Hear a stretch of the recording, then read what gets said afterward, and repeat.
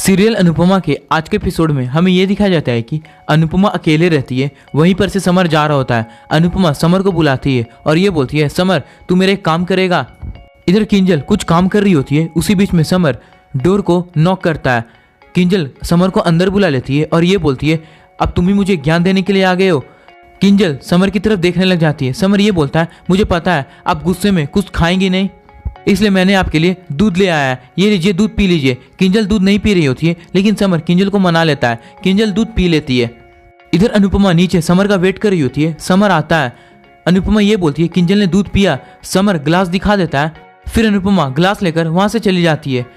Summer Anupama को देखकर काफी ज्यादा घबरा जाता है। बापूजी आते हैं, जहां पर समर बापूजी को ये बोलता है, मम्मी और भाभी के बीच में लड़ाई नहीं होना चाहिए था कूल डूड। बापूजी ये बोलते हैं, समर तू टेंशन मत ले, दोनों एक दूसरे के बिना नहीं रह सकते, क्योंकि दोनों का जान बसता है एक दूसरे में। एक दो दिन में सब ठीक हो जाएगा और क्या पता कल सुबह ही सवेरा हो जाए। फिर हमें ये दिखाया जाता है कि सारे लोग डाइनिंग टेबल पर बैठे हुए रहते हैं। सब कोई खाना खा रहे होते हैं। कुछ देर के बाद बा का फोन रिंग होने लग जाता है। अनुपमा जाकर फोन को रिसीव करने वाली होती है। किंजल वहां पर आ जाती है। दोनों एक दूसरे को देखने लग जाते हैं, लेकिन किंजल अनुपमा को इग्नोर कर देती है। वो गुस्से में जाकर डाइनिंग टेबल पर बैठ जाती है। फिर अनुपमा भी वहां पर आ जाती है। वो किंजल को खाना देने लग जाती है। उसी बीच में किंजल का फोन आ जाता है। वो खाना नहीं खाती है, वहां से जाने लग जाती है और ये बोलती है, काव्या जल्दी चलो, हमारी इंपॉर्टेंट मीटिंग है, हम लेट नहीं हो सकते। काव्या ये बोलती है किंजल को, किंजल मैं तो चली जाऊंगी, लेकिन तुमने तो ब्रेकफास्ट नहीं किया है। किंजल ये बोलती है, कोई बात नहीं काव्या, तुम चलो।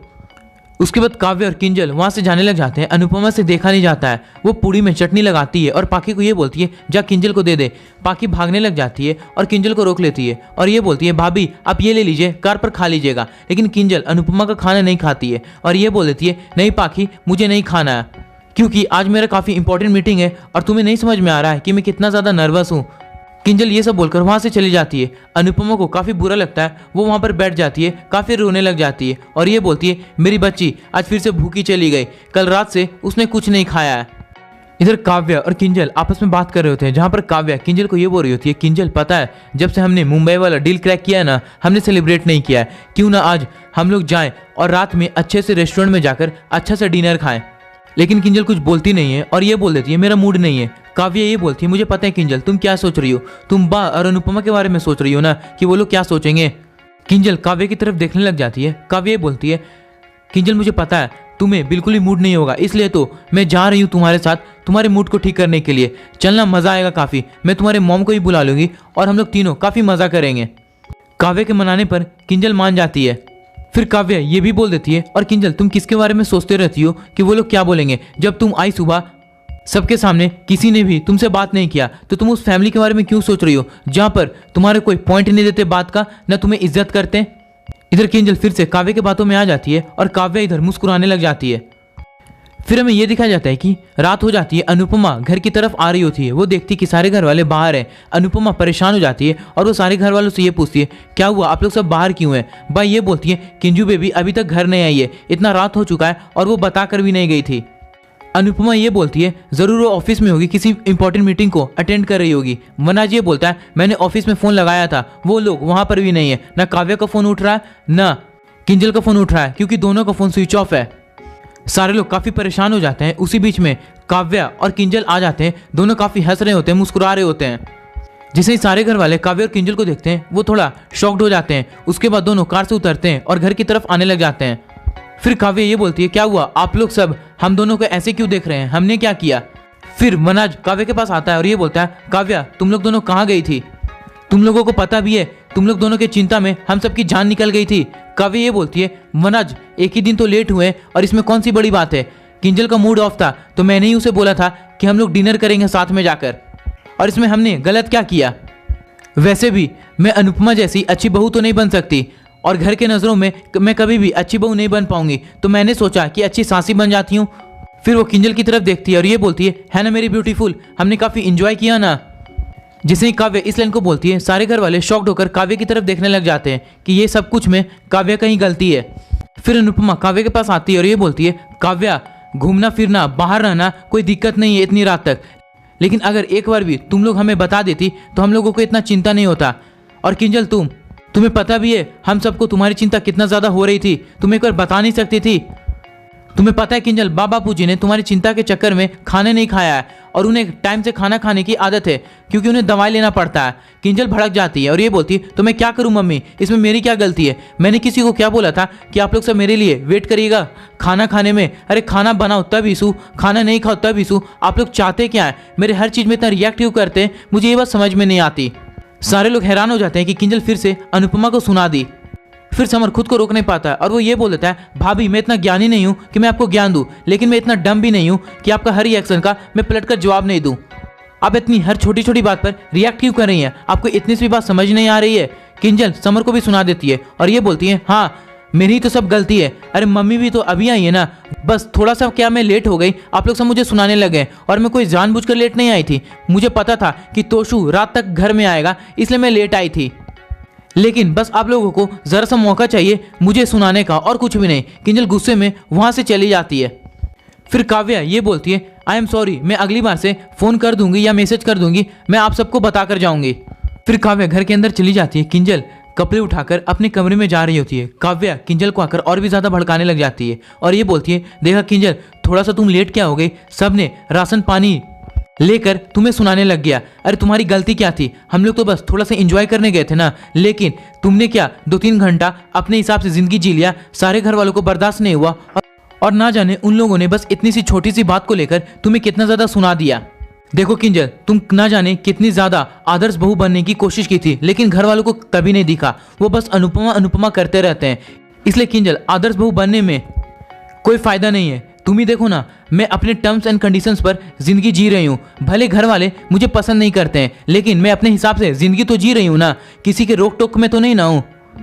लेकिन तुम खुद ही को देख लो, तुम्हें ना जाने सब कितना ज़्यादा सुनाते हैं, कितना ज़्यादा टोकते हैं। इसलिए किंजल आज के डेट में अच्छा बनना काफ़ी बुरी बात है, इसलिए बुरी बन जाओ, सारा परेशानी दूर हो जाएगा।